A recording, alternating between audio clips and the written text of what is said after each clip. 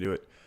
Hello friends, Joseph here. Welcome back to some Hearthstone as we are now post some new elemental changes, and that is the reason why we are playing this, at least part of the reason why we're playing this Jade Elemental Shaman deck that you can take a look at here on the right side of the screen. We have a little bit of an interesting option here. We could very much go with a Flame Tongue. So on turn 2 we did go Jade Claws because we know we'd overload and we had a couple 2-drops. And then we have Jade Spirits on turn 4, which is going to actually be very strong at that point. At that point, the Jades are going to be powerful. We do have the option of going with a Flame Tongue Totem here. And honestly, maybe it's not awful. We could learn a little bit about our opponent this way. And we still have the potential, and our opponent did coin that turn as well. So there's a chance that they don't have great turn right now. Oh, I guess there's also a chance we just lose. Oh, wow. I would have done that last turn instead, to be honest, but I'm not the expert. That's for sure. If our opponent has Potion of Madness, we're going to have a horrible, horrible time. If we need to, we can devolve, but I kind of want to save a little bit of value. Obviously, if our opponent does Northshire Cleric into... yeah, who knows? I mean, they could find a Potion of Madness, though. They can seal the 2-3, trade in here, just trade that off, trade into the totem, and then we're in very bad shape. I might end up devolving then, to be honest. Depending... Oh.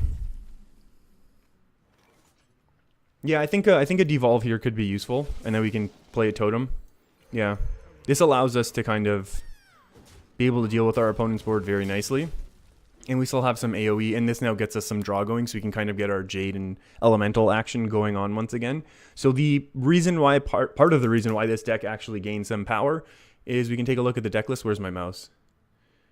Over here. The Jade Spirits now have the Elemental tag on them, which is actually very, very powerful. Gives them the ability, or gives us the ability, to curve out our Jade Spirits into Servant of Kalamos, which, you know, originally the turn 4 slot, if your turn 4 slot is not an Elemental, it's really, really hard then to mix into your Servant of Kalamos, which is a big win condition, just a massive value generator. You can find extra Kalamos, find extra Blaze Callers, things like that, or even just another, you go your infinite Servant of Kalamos kind of combo. I don't mind Lightning Storm right now. It kind of clears out our board, but we can kind of set it up again. How good is Jade Lightning? I think we're going to hero power first to begin with, no matter what. That does absolutely nothing for us. So if we go 4 here, we're kind of light no matter what. So I think we're going to go this way and then see where the cookies crumble, as it were. And that's... all we needed was a high roll here. We're happy with this. We have our Jade activated for... our Elemental activated for next turn, and we still have an extra draw, which is very nice. And we've also preserved our devolve, which is obviously going to be excellent. And then we have one major value generator here, which is the Spirit Echo. Oh my. What is going on? I feel like this could just get completely out of control. I'm honestly tempted to Jade Lightning. I think I will Jade Lightning just because we have Aya for next turn. As silly as this might look, I have no idea what our opponent's doing. And I do maybe I should take this moment to maybe apologize for the rank, but maybe not. I'm definitely more into playing fun decks and decks that I enjoy than ranking up. And this season I have absolutely no time to be ranking seriously whatsoever, so kind of apologize for not being at the best rank that some people really prefer to be watching at. AFK 1 second.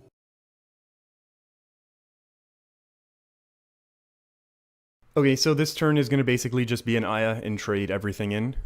Again, I think there's no point in really doing anything else, unless we kind of want to go slower with the Jade Spirit, but I think I'd rather... Actually, maybe we can just go slow here.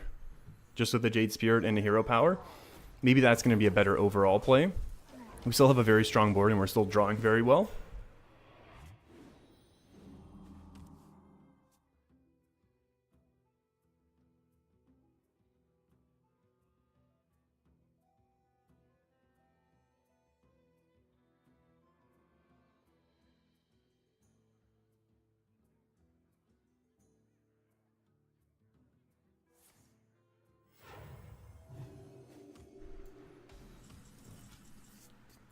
So our opponent obviously doesn't know it, but we don't have a Bloodlust finisher. But it looks like we're going to have a finisher here with the Spirit Echoes.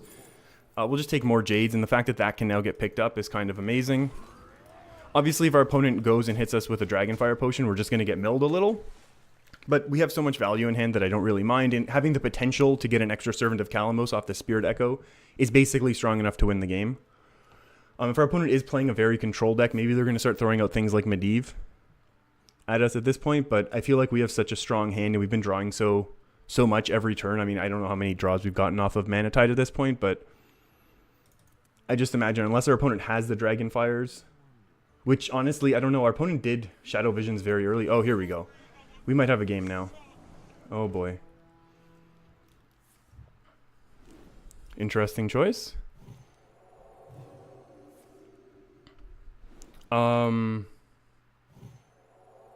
Wait, did that come off of the...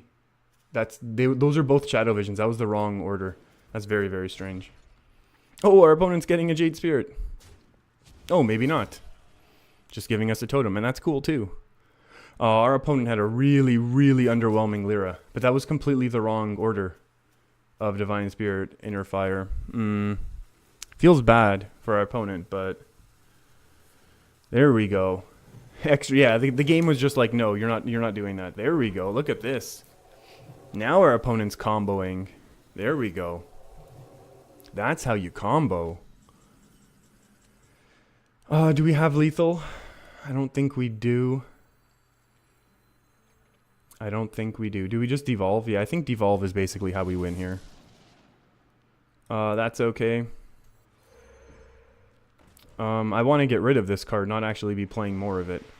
But that's also okay. We don't want to play that one ever again. We'll just go face here. Do we have space for more cards? We'll just throw out a couple of our totems that we don't really want.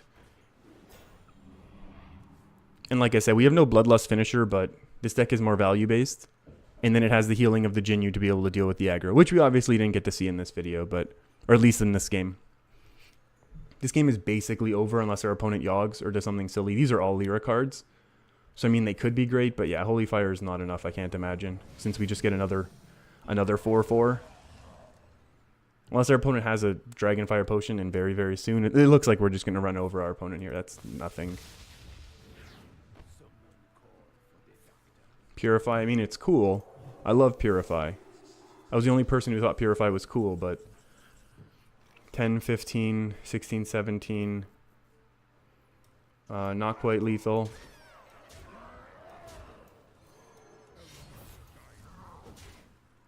But I don't think it matters. Yeah, Healing Totem kind of negates the Maelstrom Portal, that's for sure. So this was just kind of a, run-of-the-mill. We were able to curve out reasonably. We didn't even curve out great, to be honest. We had the Jade Claws into a past turn. Oh, no, we didn't.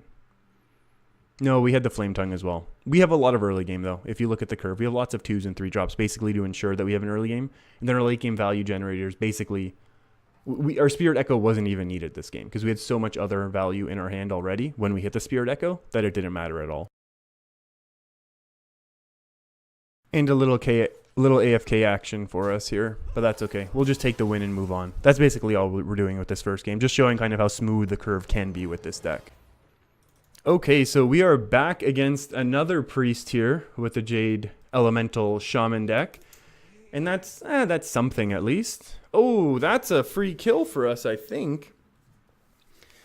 The question is, how do we want to do it now? And I think we're going to go, wow, 2 games in a row. We're going to go Flame Tongue Totem value on this 1/1. And denying the draws. Denying the shenanigans. Potentially making things a little bit awkward for our opponent here. Oh my. We're going to hope that we don't get hit with a Circle of Healing. Oh, brutal. Oh, this questing adventure has just gotten out of control. I think we lose next turn. Think again. We are definitely going to Hex, Coin, Maelstrom Portal, clear the board, I think. Do I think or do I know? Because then what do we do after that? We can go turn 5... Jade Spirit, and we don't have the coin to go 6 Blaze Caller, but that's okay. We'll figure it out. And we're going to do it this order as well. We're going to, well, yeah, obviously we're going to, I don't know why. I don't know what I was about to say. Like, why wouldn't we do it this order? Ooh, haha, indeed. We're going to use the weapon. I don't care about the face damage against the priest. Against any priest. Like, if this is obviously some sort of miracle priest. But having, like, questing adventure is absolutely awesome in my mind, just so we're clear. Like, I love the fact that our opponent runs questing adventure in priest. It's very, yeah, I was going to say, wow, free kill. But then, why would our opponent give us a free kill, right? We're still going to double trade into that, I think. Think again. This makes it 2-2. Hold on. This is actually good. So now we can go on turn 5, Jade Lightning. Turn 6, we can go Jade Spirit and Hero Power. Then turn 7, we got our Blaze Caller activated. So overall, things are working out. And we're going to save our weapon charge just in case we need a little bit of extra power next turn. And you know what? It's interesting. I think these priest decks, as much as there's 2 priest decks I really want to play. I want to play an Elemental Priest, and I want to play a Kazakus Raza Priest, even though I'm still going to call it Reno, and I apologize ahead of time for me doing that, but I will be doing that. And I'm going to Hero Power as well, because why not have more things on board to crash into our lone standing Flame Tongue Totem? So if our opponent hits us with a anything right now that clears the board, it's okay. This is fantastic. And I think we're going to attack in with the 4-1 here. Ooh, that's pretty good, but that's okay. We're still going to punch right through that. Devolve is pretty nice. No, never mind. No, I take that back. Devolve is not nice. We need much higher priority targets. Blaze Caller actually lines up horribly because it's 5 plus a 4. Then we only get 2 to face. Maybe that's still better. What happens if we just trade the board off? We can go move. 2, 4, 6, 8. Maybe it's better just to trade with the Servant of Kalamos. We can hold this back for a little bit smoother maths. And I want a different totem, so we're going to totem now. Yeah, that's a nice totem. I want to crash that one in. Before, we're going to take infinite value. I hope no one out there objects to that. I kind of like the infinite value Servant of Kalamos, and then the fact, I know I mentioned it very briefly, but the fact that we can now get Jade Spirit is a huge buff. But then there is, on the flip side, the negative that, oh no, wait, never mind. It's only for Priest, actually. For Priest, Elemental has the negative that Geode is now an Elemental, like it always should have been. But there's that one issue that, that kills the 5-2. That's kind of fine. Wait, was this in our opponent's deck? I guess that's what happens when, honestly, I'm going to apologize if, who cares? You know what, I don't mind playing against janky decks like this. I really have no problem. But if people prefer to be seeing higher ranks, I apologize. I will get there eventually in this season. It's just going to be very, very late in the season. Do I go all in here? I just played an Elemental. I'm not going to go all in at all. So, sorry again. I like these slow control games. My mindset is always clear the board, clear the board, clear the board. And I understand we could have gotten a lot more face damage in if we traded the 3-1 off. But I feel like there's a benefit to having more minions on board when we have something like a Flame Tongue on board.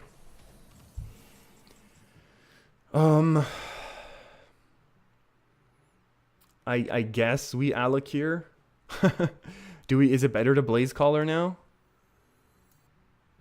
And save this as a 10 damage burst. This is 5 plus 7 is 12.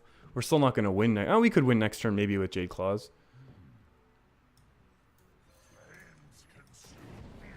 I think this is still, I mean, we're still either way we did that, we were going to potentially be setting up lethal for next turn. I think it's just a matter of, like, do we want to set up one big minion here? But I feel like this is stronger against, I guess this would be fine against Dragonfire Potion as well, to be honest. Hey, Circle of Healing, I appreciate it. Oh boy.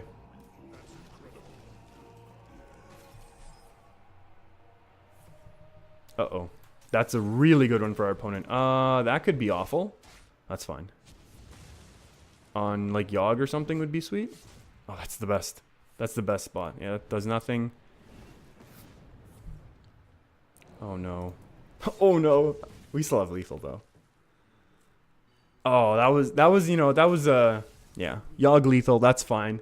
Whew, that was close, though. Yogg is always scary. Yogg is definitely a lot better right now. Because there's a lot more positive. I've talked about this before. There's a lot more positive only spells. That is going to be it for this video. Just a quick video. These were a couple fun games. The first one, very much smooth curves with the Jades. this game, we got to see Yogg, so that's kind of awesome. And we got to see a little bit more of the versatility of the curving of this deck, which is really what this deck does, to be honest with you. And I love it. Thanks for hanging out with me, everyone. Feel free to hit that subscribe button. We're not going to be seeing good ranks this season. Maybe next season. Just more fun decks the rest of the way for the rest of the month.